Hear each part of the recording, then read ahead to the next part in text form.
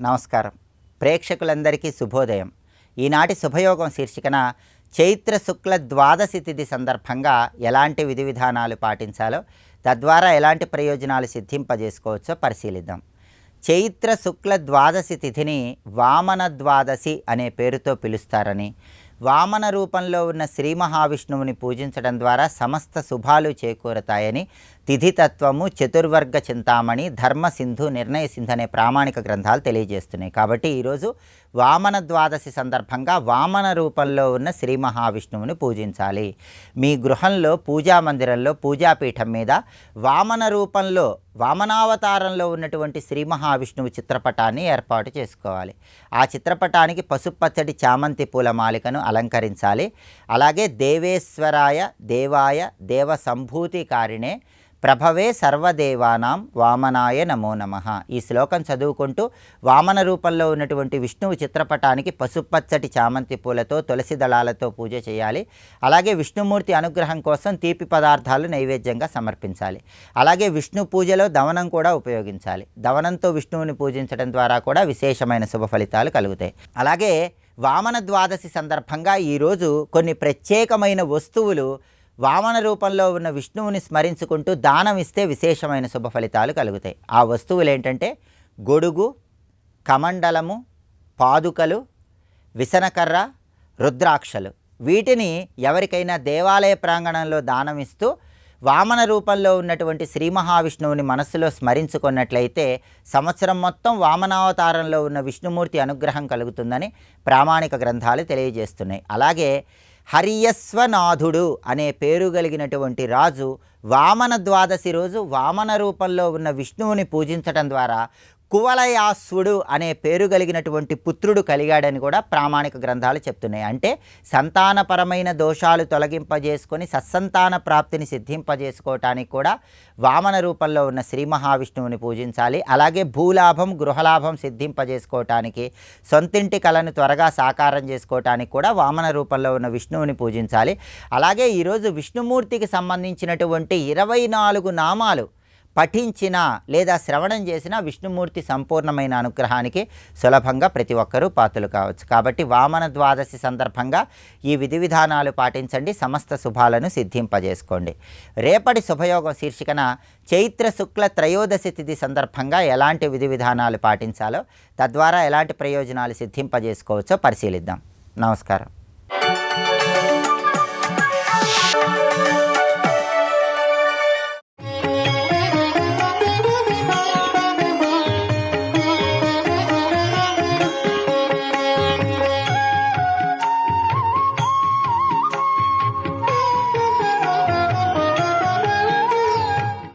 ముఖంలో లక్ష్మీ పరివాహం ఉందిట. అంటే సౌందర్యం అనే ప్రవాహం ఉందమ్మా ముఖంలో ఉన్నారు. ఎందుకు అలా చెప్పారు? సౌందర్యం అనే ప్రవాహం ఉంది, పరివాహం ప్రవాహం ఉందిట అమ్మవారి ముఖంలో. వక్త్రలక్ష్మీ పరివాహ. ఇందులో 2వ వాక్యం చదవండి, పరివాహ స్రోత సరణిరివ. కానీ ముఖంలో సౌందర్యం అనే ప్రవాహం ఉంది. ప్రవాహం అంటే ఫ్లో అండి. అంటే ఒక నదిలో ప్రవాహం వెళ్ళిపోతూ ఉంటుంది కదా, అలా అమ్మ ముఖంలో సౌందర్యం ప్రవహిస్తుంది.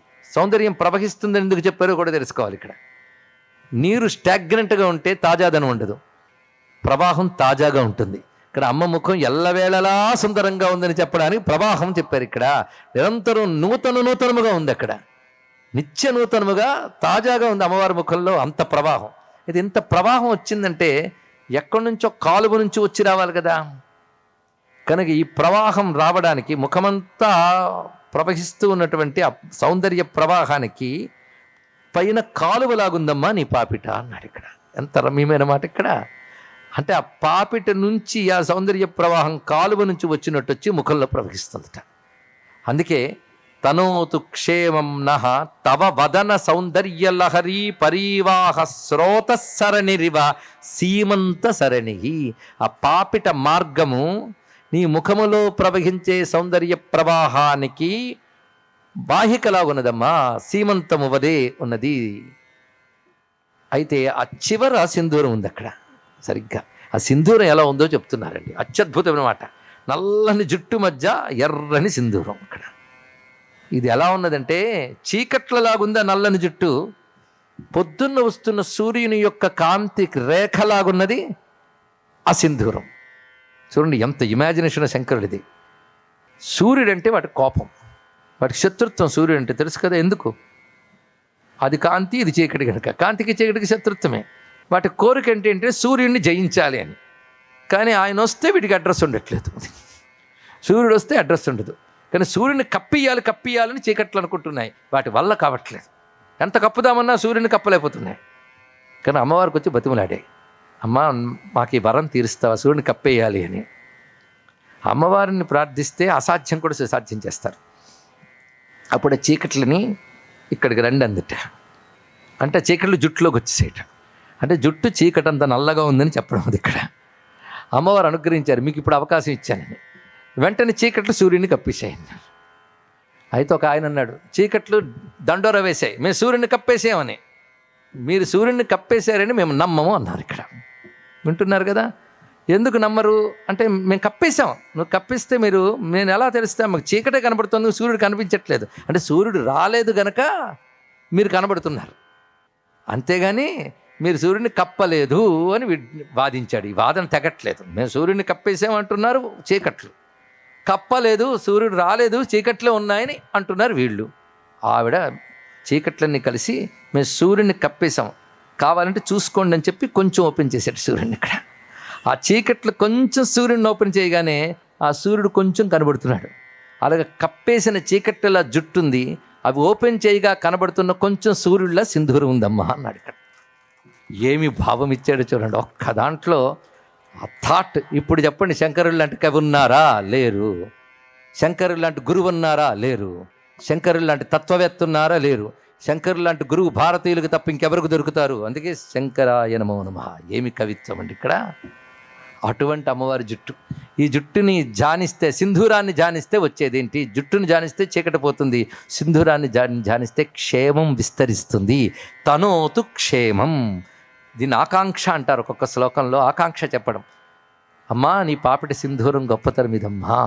చీకట్లు తాము జయించి కప్పేసిన సూర్యుడిని జయించేయమని డిక్లేర్ చేయడం కోసం కొంచెం ఓపెన్ చేసి చూపిస్తున్నట్టు కనబడుతున్నాడు అని వర్ణించానండి ఇక్కడ.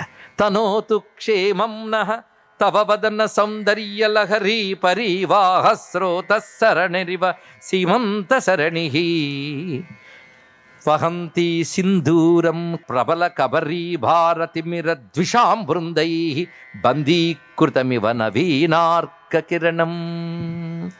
స్త్రీమూర్తుల్ని వర్ణించినప్పుడు శిరస్సు నుంచి పాదములకు వర్ణించాలని ఒక నియమం ఉంది పెద్దల సంప్రదాయంలో. అంటే అంత వర్ణించిన చివరికి పాదముల మీద దృష్టి నిలిచిపోవాలి, అందుకోసం అక్కడి వరకు చేస్తారు. ఇంకొక పద్ధతి ఏంటంటే, అమ్మవారు చిదగ్నికుండ సంభూత. పరసంభువు చేసినటువంటి మహాయాగంలో చిదగ్నికుండం నుంచి ఉద్భవించినప్పుడు మొట్టమొదటిగా శిరస్సు అలాగ క్రమంగా పైకి వచ్చింది. ఏ క్రమంలో అమ్మవారు వచ్చారో ఆ క్రమంలో వర్ణించడం అనేది సంప్రదాయం. ఈ క్రమాన్ని పాటించిన వారు వశిన్యాది వాగ్దేవతలు. ఆదిశంకర భగవత్పాల వారు మాటి మాటికి వారిని స్మరిస్తూ ఉంటారు ఈ శ్లోకాల్లో. సంతహ అన్నప్పుడు, కవులు అన్నప్పుడు వారి దృష్టిలో వశిన్యాది వాగ్దేవతలు. అందుకే వారు చెప్పిన మాటలు ఈ శ్లోకాలు అనేక చోట్ల కనబడుతుంటాయనేది మనం ఎప్పటికప్పుడు చెప్పుకుంటున్నటువంటి అంశం. అటుపై అమ్మ వదనాన్ని మొత్తం ఒక్క శ్లోకంలో చూపిస్తున్నారు. అరాళై స్వాభావ్యాత్ అలికలభసశ్రీభిరలకై పరీతం తే వక్త్రం పరిహసతి పంకేరుహ రుచిం దరస్మేరే యస్మిన్ దశన రుచి కింజల్క రుచిరే సుగంధౌ మాధ్యంతి స్మరదహన చక్షుర్మధులిహ. అద్భుతమైన కమలంతో వదనాన్ని పోల్చడం సంప్రదాయం. వదన పద్మం అంటారు, ముఖ పద్మము అని. అమ్మవారి యొక్క వదన సౌందర్యం పద్మంలాగున్నది. పద్మంలా ఉందంటే మళ్ళీ కొంచెం తప్పే. అందుకే పరిహసతి పంకేరుహ రుచిం, పద్మాల యొక్క శోభని పరిహాసం చేస్తున్నట్లుగా ఉన్నది అమ్మవదనం. ఆ పద్మాలకున్న లక్షణాలు అమ్మవదనంలో కనబడుతూ పద్మము కంటే దివ్యంగా ఉన్నాయి. పైగా ఆ తుమ్మెదల్లాగా పైన అలకలున్నాయి. అలకలు అంటే ముంగురులు వదనం మీదకు ఉండడం ఎలా ఉందంటే, వంకీలు తిరిగినటువంటి ఆ ముంగురులు తుమ్మెదలు వచ్చి వాలినట్లుగా ఉన్నాయి. మరొక తుమ్మెదలు వచ్చి వాలుతున్నాయట. ఆ తుమ్మెదలు సుగంధవు మాద్యంతి, వదనం యొక్క సహజ సుగంధం చేత ఆకర్షితమై కొన్ని తుమ్మెదలు వస్తున్నాయి. ఆ తుమ్మెదలు ఏమిటి అంటే శివుని యొక్క కంటి చూపు అనే తుమ్మెదలు ఈ ముఖపద్మంపై వాలుతున్నాయి. అంటే శివుడు చూస్తున్నాడు ప్రేమగా అని చెప్పడం. ఇక్కడ కూడా మళ్ళీ శివస్మరణ చేస్తున్నారు ప్రతి చోట. ఆ శివప్రేమ పాత్రమైన అమ్మవారి యొక్క దివ్యమైన వదనం అది. పైగా శివుడు చూపు అంటే మామూలు కాదు. స్మరదహన చక్షు, మన్మధుణ్ణి తగలపెట్టిన చూపులు ప్రేమగా చూస్తున్నాయి. మన్మధుణ్ణి తగలబెట్టేడు అంటేనే ప్రేమ కామాన్ని తీసిపారేసాడని అర్థం. ఆయన వాటన్నిటికి అతీతుడు. మన్మధుడు అంటే కాస్త ప్రేమ, అనురాగం ఇవన్నీ మన్మథ భావం వల్ల కలుగుతాయి. అలాంటి మన్మధుడిని తగలబెట్టాడు ఆయన. ఆ తగలబెట్టిన వాడు ప్రేమ కామం లేదా అంటే మళ్ళీ ప్రేమగా అమ్మవారి వైపు చూస్తున్నాడు. ఆ చెప్పడం చమత్కారం. స్మరదహన చక్షు మధులిహ. మధులిహ అంటే మధుపములు అనగా తుమ్మెదలు. స్మరదహనము చేసినటువంటి శివుని యొక్క కంటి తుమ్మెదలు మత్తెక్కుతున్నాయి అమ్మవారి వదనం చూస్తుంటే, వదనం యొక్క సుగంధము చేత అన్నారు. అంటే శివునికి ఆకర్షితమైనటువంటి దివ్యవదనం అని చెప్పడం. అసలు ఏ ఆకర్షణకు లొంగనివాడు శివుడు. అలాంటి శివుడు అమ్మ పట్ల ఆకర్షితుడవుతున్నాడు. శివుని కూడా ఆకర్షితం చేసుకోగలిగినది. అందుకే మన్మథుడిని తగలబెట్టి అమ్మవారిని చేపట్టాడు ఆయన. చాలా గొప్ప విశేషం అండి. అసలు మన్మథ సహాయంతోనే వివాహాదులు, కానీ మన్మథుడిని తగలబెట్టి వివాహం చేసుకున్నాడు. అంటే అమ్మవారికి అయ్యవారికి నడుమ ఉన్నటువంటి అనుబంధం లౌకికమైన కామనాబంధం కాదు. అందుకే కాముడు లౌకికుడు, లోక వ్యవహారాలకు వాడు. వీళ్ళు లోకాతీతమైనటువంటి సహజమైనటువంటి దాంపత్యం వాళ్ళది. ఆ భావం ఇందులో కనబడుతున్నది. ఆ సహజమైన ఆకర్షణ అమ్మవారి పట్ల శివునుకున్నది. సర్వం శ్రీ లలితా మహాత్రిపుర సుందరి చరణారవిందార్పణమస్తు. స్వస్తి.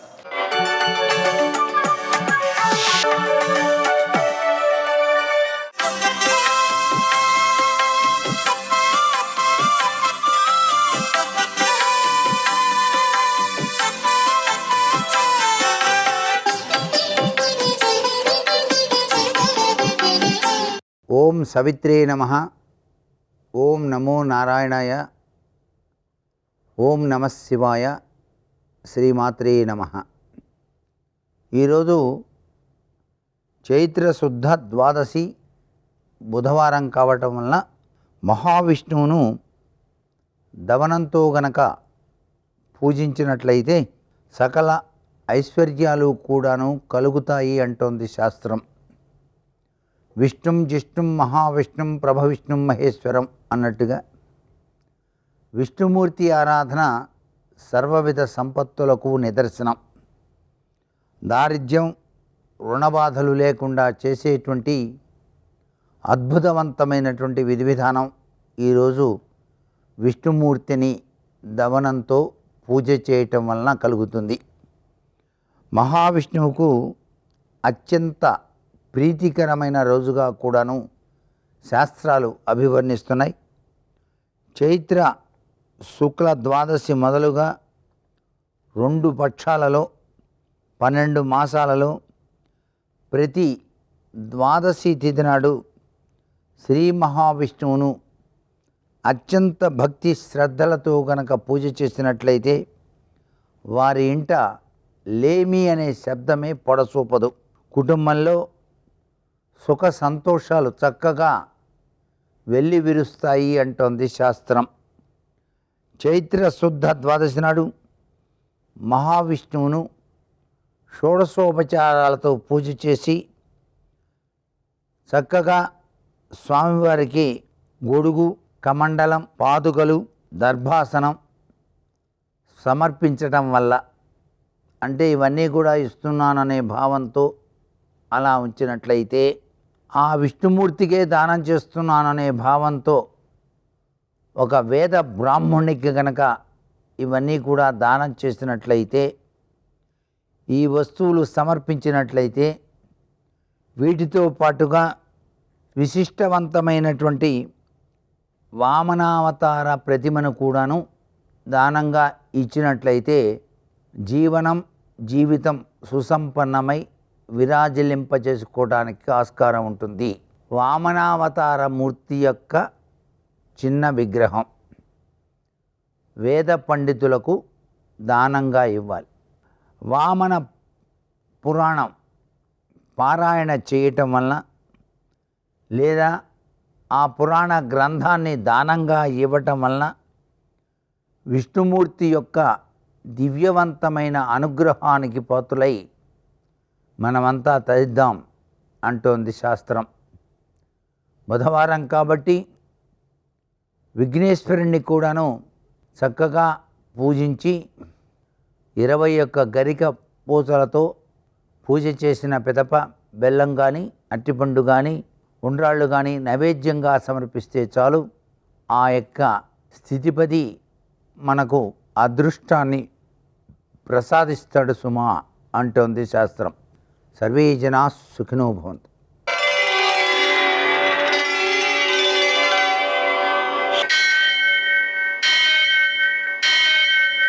సహస్రశీరుషం దేవం విశ్వాక్షం విశ్వశంభువం విశ్వం నారాయణం దేవమక్షరం పరమం పదం విశ్వతః పరమాం నిత్యం విశ్వం నారాయణగుం హరిం విశ్వమేవేదం పురుషస్తద్విశ్వముపజీవతి పతిం విశ్వస్యాత్మేశ్వరగుం శాశ్వతగుం శివమచ్యుతం నారాయణం మహాజ్ఞేయం విశ్వాత్మానం పరాయణం.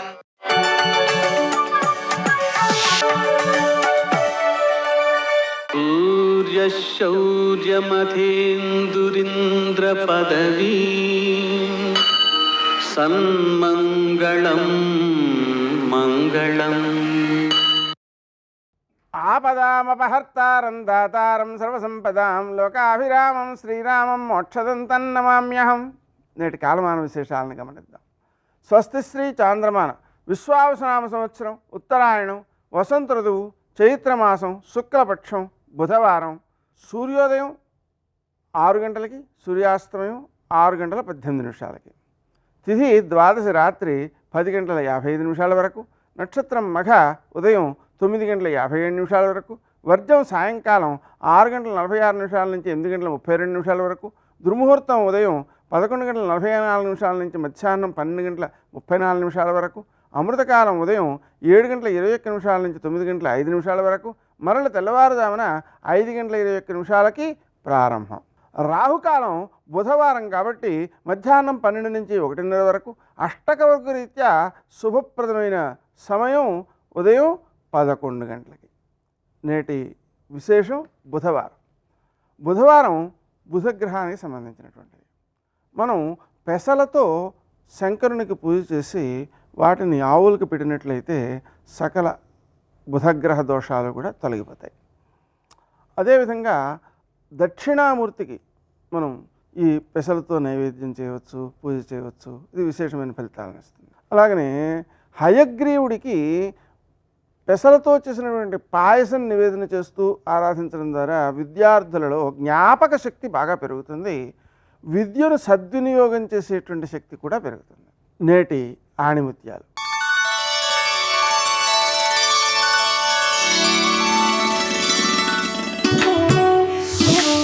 తిరిగి చూసుకునేంత గొప్పగా లేకపోయినా గతం ఎప్పుడూ గొప్పదే.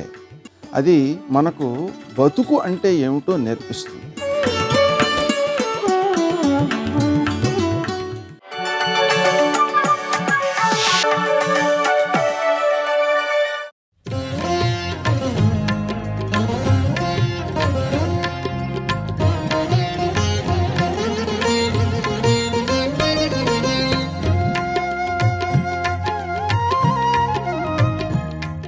పునర్జన్మతో సమానమైనటువంటి ప్రసవ వేదన అనుభవించి ఎంతో నెత్తురు పోగొట్టుకుని ఎన్నో ఉపవాసాలు చేసి ఎంతో పథ్యం చేసి ఆ పిల్లాన్ని బతికించుకుంది.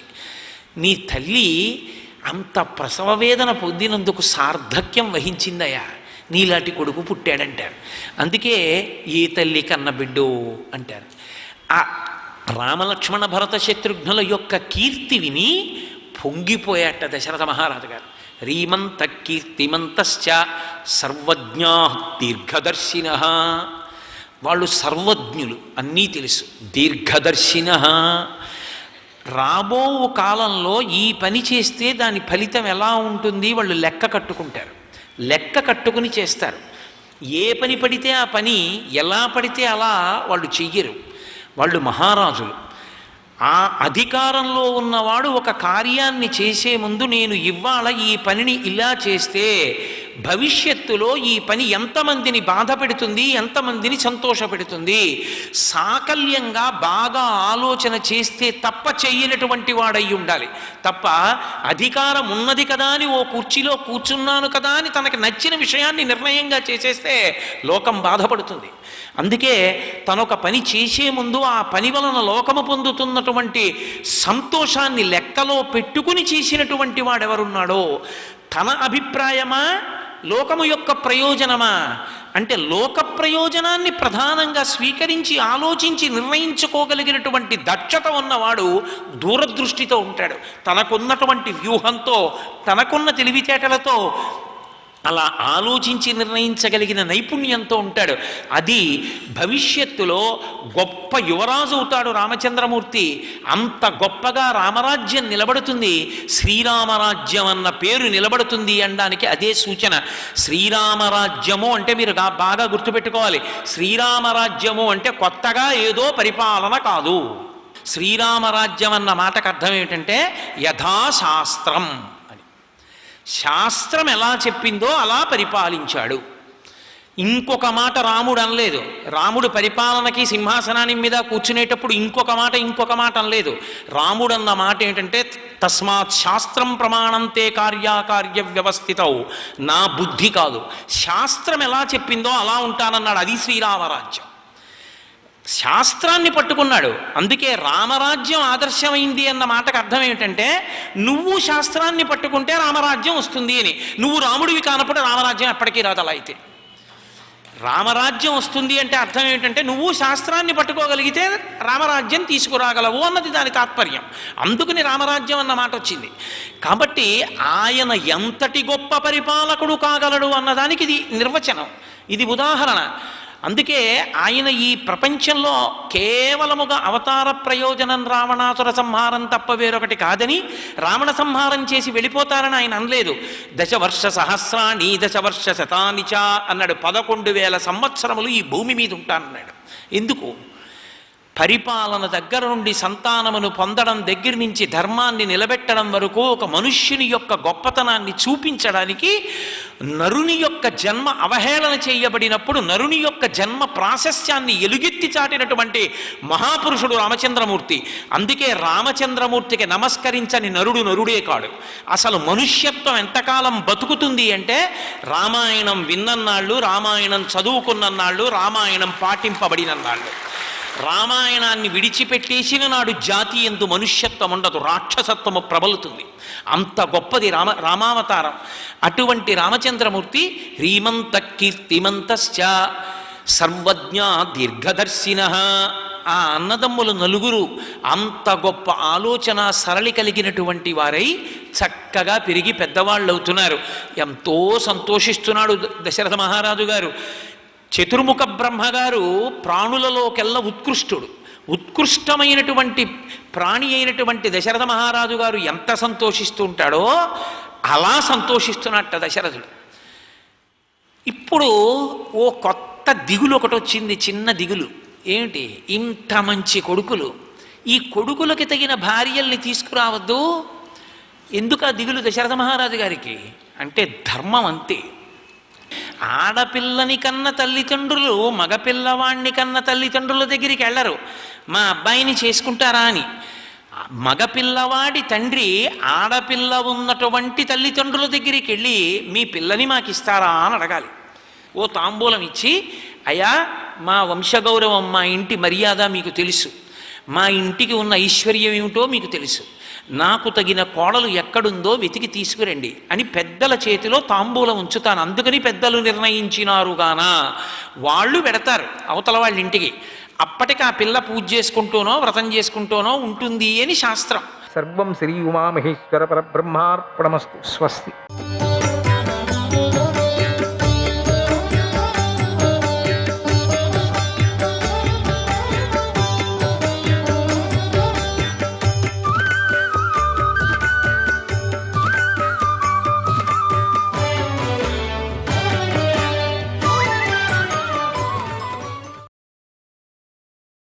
నిరంతరం ఇంద్రియ నిగ్రహం వల్ల మానవుడు కామాన్ని, క్రోధాన్ని, భయాన్ని, లోభాన్ని ద్రోహాన్ని అసత్యాన్ని విడిచిపెట్టరాని దుర్గుణాలను విడిచిపెడతాడు. అదంతకదే అవి పోతాయి, ఉండవిక. లోకంలో 3 గుణాలు గల పాంచభౌతికమైన దేహాభిమానాన్ని వదిలేవాడి హృదయాకాశంలో పరబ్రహ్మ రూపమైన ఉత్తమ పదం లభిస్తుంది.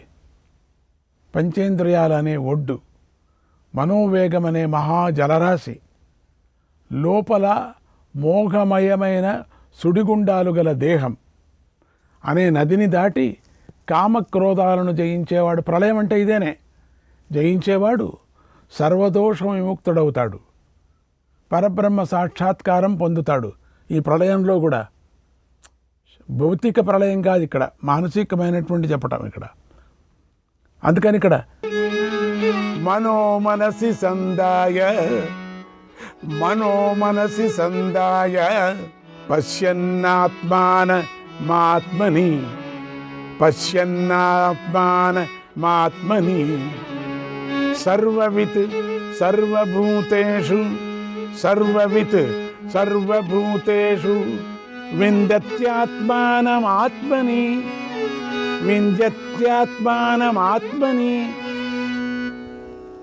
మనస్సును హృదయ కమలంలో నిలుపుకొని ధ్యానంతో తనలోనే ఆత్మదర్శనానికి ప్రయత్నం చేసేవాడు సర్వ ప్రాణులలో సర్వజ్ఞుడవుతాడు.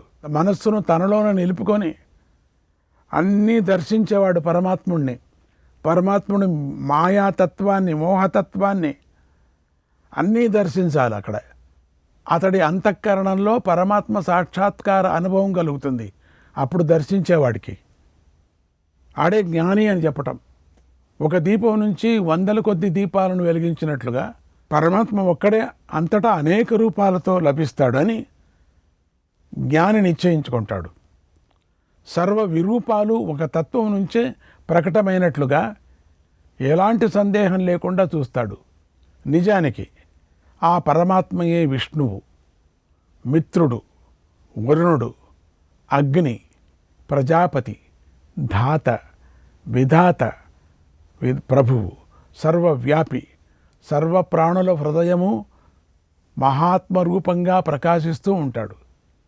ఆ పరమాత్మనే విప్రులు, దేవతలు, అసురులు, యక్షులు, పిశాచులు, పితరులు, పక్షులు, రాక్షసులు, భూతగణాలు, సమస్త మహర్షులు అన్ని వేళలా స్తుతిస్తూ ఉంటారు అన్నాడు బ్రహ్మదేవుడు. ఓం శ్రీకృష్ణాయ పరమాత్మనే నమః. ఈ పరమాత్మ దర్శనం మన హృదయంలోనూ కలిగించేటట్టుగా ఇక్కడ బోధించాడు. వేరే లేదు ఇక్కడ పరమాత్ముడి దర్శనం. దీన్నంతా తెలుసుకుంటే తానే దర్శించవచ్చు. ఈ శరీరంలోనే, శరీరం వదిలినా కూడా పరమాత్మలోనే ఉండిపోతాడు. దీనికంతా సాధన ఒకటే, దీనికంతా ధ్యానం ఒకటే. ధ్యానంలో ఏమీ ఉండకూడదు. 43వ అధ్యాయం సంవాదం ముందు వెళుతూనే ఉంది. గురుదేవుడైన బ్రహ్మదేవుడు శిష్యులకు, మహర్షులకు ఇలా చెప్తున్నాడు. శిష్యులారా, మానవులలో రాజు రజోగుణం గల క్షత్రియుడు, వాహనాలలో ఏనుగు, మృగాలలో సింహం, పశువులలో గొర్రె, బిలాలలో ఉండే వాటిలో సర్పం, గోజాతిలో వృషభం, స్త్రీలలో పురుషుడు ప్రధానమైనవాడు, మర్రి చెట్టు, నేరేడు, రావి, బూరుగు, చండ్ర, మేషశృంగం, వెదురు అనేవి లోకంలో వృక్షరాజాలు. ఇవంతా వృక్షరాజులు, ఇవంతా కూడా అందుకని ఈ వృక్షరాజులు దర్శనం చేస్తూ ఉండాలా ప్రతినిత్యం. మర్రి చెట్టును చూడాలా, నేరేడు చెట్టును చూడాలా, ఇందులో సందేహం లేదు.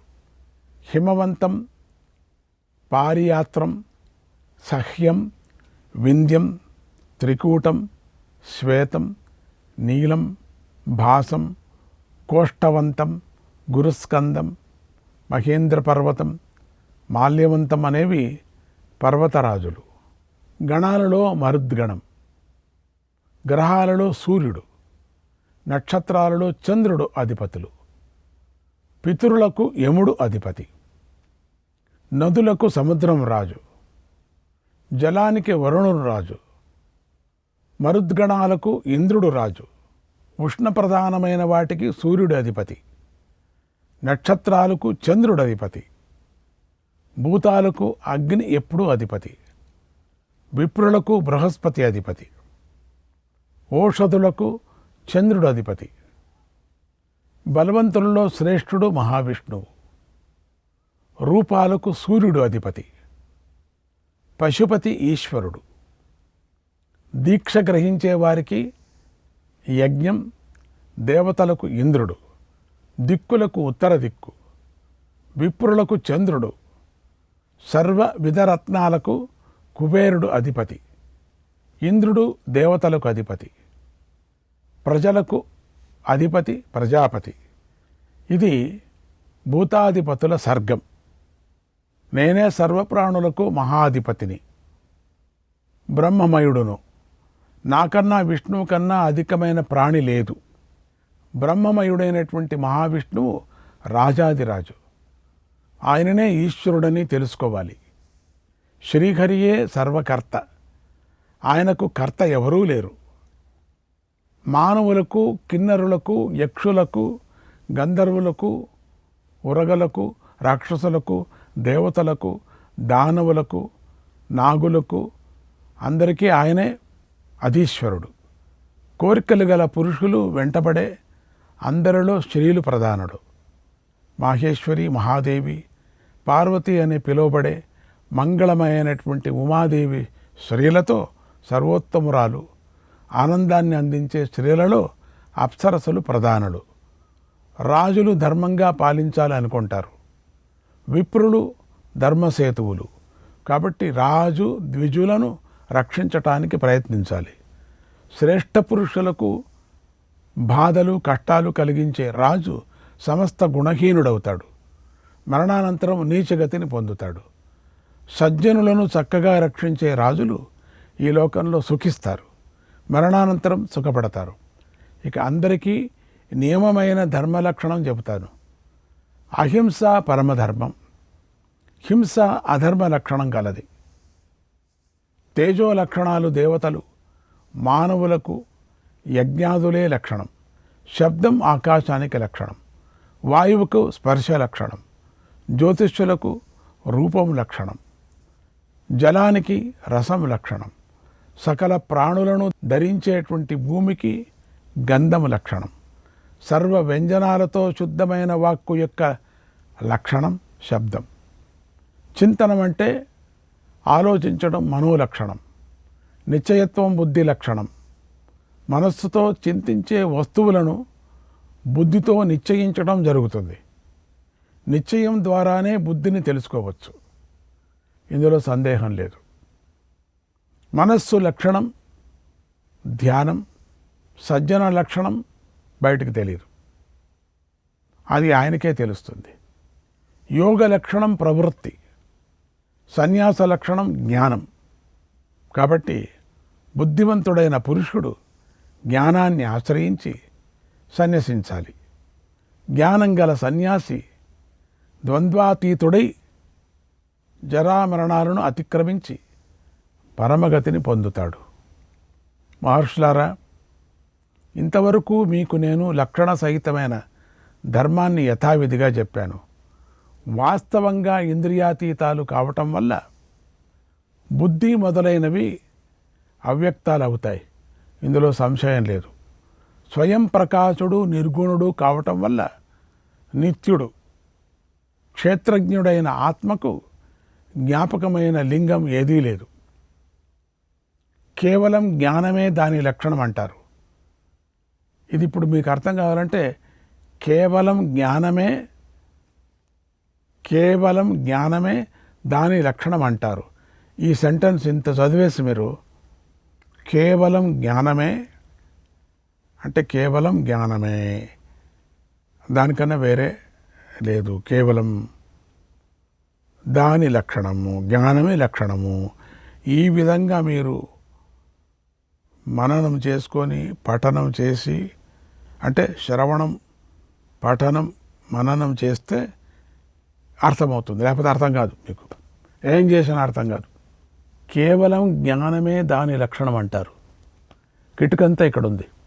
గుణాల ఉత్పత్తి లయాలకు కారణమైన అవ్యక్త ప్రకృతినే క్షేత్రజ్ఞుడు అంటారు.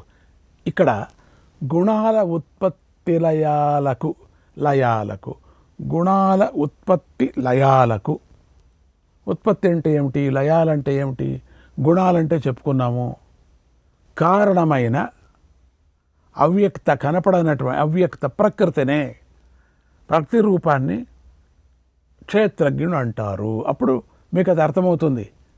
ఊరికే అట్లా చదువుకొని పోతే అర్థం కాదు, ఏంటో అర్థం కావటం లేదే అనుకుంటాం. ప్రతి పదాన్ని అర్థం చేసుకోవటానికి ప్రయత్నం చేయాలి. నేను దానిలో లీనమై నిరంతరము దానివల్ల తెలుసుకుంటూ ఉంటాను. చూసారా, దానిలోనే లీనమై నిరంతరము తెలుసుకోవాలా. ఒకరోజుతో వచ్చే పాఠం కాదు ఇది. ఇది కథ కాదు కదా. వాడు కొట్టాడు, వీడు కొట్టాడు, వీడు గెలిచాడు, వాళ్ళు గెలిచిన తర్వాత వాడికి పెండ్లి అయిపోయింది, 2 పిల్లలు పుట్టారు, నామకరణం, ఇదే. అది కాదు కదా. లేక అది చేసుకొని తిన్నాం, ఇది చేసుకొని తిన్నామని. నువ్వు బ్రహ్మజ్ఞానం కావాలంటే తెలుసుకోవాలి కదా. బ్రహ్మజ్ఞానం అంటే బ్రహ్మను తెలుసుకోవటము, బ్రహ్మని కావటము. అప్పుడు నీకు అర్థమవుతుంది. నేను దానిలో లీనమై, ఇక్కడ ప్రతి పదము కూడా మనకు చెప్పుకొని వచ్చారు. నేను దానిలో లీనమై నిరంతరము దానివల్ల తెలుసుకుంటూ ఉంటాను. దానిలో లీనమై దానివల్ల తెలుసుకుంటూ ఉంటాను. సులభంగా చెప్పుకొని వెళ్ళారు అన్ని పదాలు కూడా. ఇక్కడ ప్రతి సెంటెన్స్ మనకు అర్థమవుతుంది. కథ వింటారు అంతే, ఎన్ని మాటలైనా వింటారు కథ. ఆ కథ ఎందుకు వినాలంటే అది మీకు భాగ్యం రావటానికి కోసరం, ఇది అర్థం కావటానికి దాన్ని వినాలా అని చెప్పారు. అప్పుడు ఇది సులభంగా మీకు అర్థమవుతుంది. అందుకని ఇక్కడ తెలుసుకుంటూ ఉంటాను, వింటూ ఉంటాను. ఆత్మక్షేత్రాన్ని తెలుసుకుంటుంది, ఆత్మ క్షేత్రాన్ని తెలుసుకుంటూ ఉంటుంది. కాబట్టి దాన్నే క్షేత్రజ్ఞుడు అంటారు. ఎంత సులభంగా చెప్పుకొని వచ్చారు ఈ శబ్దాన్ని బ్రహ్మదేవుడు మహర్షులకి. ఎంత ఈజీగా ఉంది ఇది. ఇంతకన్నా ఈజీ నేను చెప్పలేను. ఇంతకన్నా ఈజీ ఒకటి చెప్పగలం, ఏంటి, ఊరికే మీకు అర్థం కాదు కదా. అందుకని అక్కడ నాకు సరిగా అర్థం కాలేదంటే ఉత్తర గీతలో ఇంకా మొత్తుకున్నా అర్థం కాక చెప్పేశాడు. అంత సులభంగా చెప్పింది అర్థం కాలేదు అంటే ఇంకొక రీతిగా చెప్పాడు, కొంచెం కష్టంగా చెప్పాడు, అర్థం చేసుకొని ఆయన అని. క్షేత్రజ్ఞుడు ఆది మధ్య అంతం గల సమస్తమైన ఉత్పత్తిశీలాలైన అచేతనలైన గుణాల కార్యాన్ని, వాటి క్రియలను చక్కగా తెలుసుకుంటాడు. క్షేత్రజ్ఞుడైనటువంటి ఆత్మరూపము అంటే బ్రహ్మరూపము తెలుసుకుంటాడు. ఇవన్నీ తెలుసుకుంటూ అదంతగా తెలిసిపోతుంది. కానీ మాటికి జన్మించే గుణాలు ఆత్మను తెలుసుకోలేవు.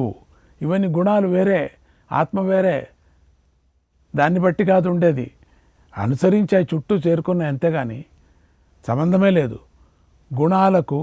గుణాల కార్యాలకు చాలా దూరంలో ఉండే పరమం మహత్తరం సత్వరూపమైనటువంటి క్షేత్రజ్ఞుణ్ణి ఎవరూ తెలుసుకోలేరు. ఆ క్షేత్రజ్ఞుణ్ణి చాలా కష్టం తెలుసుకోవటం. కానీ ఆయనకు సమస్తము తెలుసు. కాబట్టి ఈ లోకంలో దోషం లేనివాడు, గుణాతీతుడు, ధర్మాత్ముడైన పురుషుడు బుద్ధిని గుణాలను విడిచిపెట్టి క్షేత్రజ్ఞుడి శుద్ధ స్వరూపమైన పరమాత్మలో ప్రవేశిస్తాడు. గుణాలు పట్టుకొని ఏలాడుతున్నాం కాబట్టి మనకు అర్థం కావటంలే, వదలాల మనం. ఆ క్షేత్రజ్ఞుడు వదలాలంటే ఫిజికల్గా వదులుతున్నాం కానీ మనసులో వదలటం లేదు. ఆ క్షేత్రజ్ఞుడు సుఖదుఖాది ద్వంద్వం లేనివాడు, ఎవరికి నమస్కరించనివాడు, ఎవరికి నమస్కరించనివాడు అంటే స్వాహాకార రూపమైన యజ్ఞం చేయనివాడు, అచలుడు, అనికేతుడు, ఆయనే పరమ విభువు అన్నాడు బ్రహ్మదేవుడు.